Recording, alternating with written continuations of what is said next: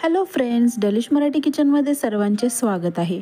आज मी पनीरची वेगळी डिश घेऊन आलेली आहे, पनीर कुर्मा। रेग्युलर पनीरची जी ग्रेव्ही असती त्यापेक्षा ही ग्रेव्ही थोडीशी वेगळी आहे, पद्धत ही वेगळी आहे, पण सोपी आहे। एकदा ही रेसिपी करून बघा, तुम्हाला आणि लहान मुलांना नक्की आवडेल। चला तर मग रेसिपीला सुरुवात करूया। तर सगळ्यात आधी आपल्याला लागणार आहे अर्थातच पनीर। हे अगदी फ्रेश पनीर आहे। पाव किलो पनीर घेतलेले आहे आणि असे कोरम्यासाठी उभे काप करून घेतलेले आहेत। परत 3 टोमॅटोची ग्रेव्ही आहे। टोमॅटो कट करून मिक्सरला फिरवून घेतलेले आहेत। 8 ते 10 काजू आहेत, अर्धा तास पाण्यात भिजत घातलेले होते। परत 3 मोठे कांदे थोडंसं तेल टाकून भाजून घेतलेले आहेत।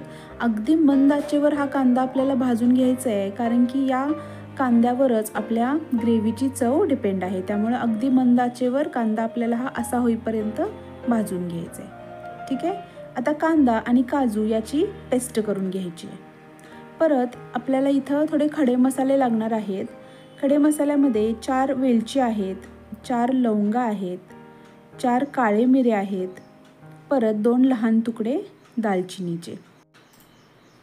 परत इथे मी 1 मोठा चमचा आलं लसूण पेस्ट घेतलेली आहे। तुम्ही हवं तर कट करूनही घेऊ शकता। परत 3 हिरव्या मिरच्या अशा कट करून घेतलेल्या आहेत आणि 2 लाल मिरच्या। लाल मिरची ऑप्शनल आहे, नसेल तरी चालेल। 1 चमचा जिरे आहे आणि 1 पान आहे तमालपत्राचं। परत या चमच्याने मी हे बाकीचे मसाले घेतलेले आहेत। 1 चमचा धने जिरे पूड, अर्धा चमचा मीठ, 1 चमचा लाल तिखट आणि 1 चमचा कसुरी मेथी। आता आधी आपण पनीर तळून घेऊयात। पनीर तळण्यासाठी नेहमी लक्षात घ्या, अगदी कडकडीत तेल गरम करायचं आहे आणि 5 मिनिटासाठी दोन्ही साईडला आपल्याला पनीर व्यवस्थित तळून घ्यायचं आहे। तुम्ही बघितलं, 5 मिनिटात आपण व्यवस्थित दोन्ही साईडला पनीर तळून घेतलेले आहे। आता एका बाउलमध्ये थोडंसं पाणी घेऊन त्याच्यामध्ये अर्धा चमचा मीठ टाकायचं आहे आणि त्याच्यामध्ये हे पनीर काढून घ्यायचं आहे। तुम्ही ट्राय करा, हे पनीर कधीही पाण्यात काढायचं, याने पनीर अगदी सॉफ्ट होतं आणि चवीलाही एकदम मुलायम लागतं। ठीक आहे। आता आपण सगळं पनीर या बाउलमध्ये काढून घेतलेलं आहे। आता याच पॅनमध्ये आपल्याला सगळ्यात आधी मसाले परतून घ्यायचे आहेत। तर जिरे आणि तमालपत्र सगळ्यात आधी टाकून घेऊयात। व्यवस्थित जिरे तडतडले की त्याच्यामध्ये हा सगळा अख्खा मसाला आपण घालून देऊयात। गॅस फ्लेम अगदी लो ठेवा, नाहीतर मसाले करपून जातील। ठीक आहे। मसाले आपण व्यवस्थित परतून घेऊयात।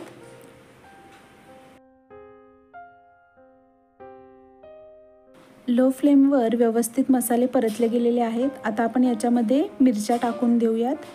मिरची घातल्यानंतर आपल्याला याच्यामध्ये आलं लसूण पेस्ट घालायची आहे आणि आलं लसूण पेस्टचा कच्चा वास जाईपर्यंत आपल्याला हे व्यवस्थित परतून घ्यायचं आहे।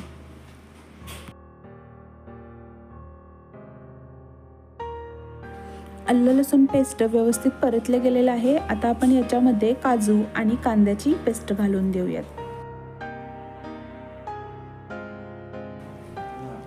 अगदी बारीक अशी आपल्याला ही पेस्ट करून घ्यायची आहे आणि तेलामध्ये व्यवस्थित परतून घ्यायचं आहे।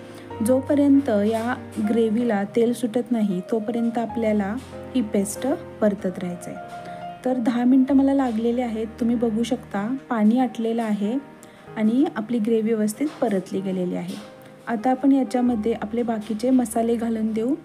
जर लहान मुले खाणार असतील तर तिखट तुम्ही थोडंसं ॲडजस्ट करू शकता। आता परत एकदा आपल्याला तेल सुटेपर्यंत हा मसाला परतायचा आहे।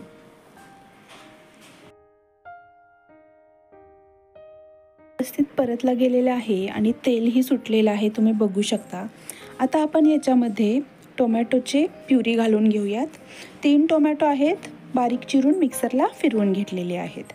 आता परत एकदा टोमॅटोचं पाणी आटेपर्यंत आपल्याला ही ग्रेव्ही परतत राहायची आहे।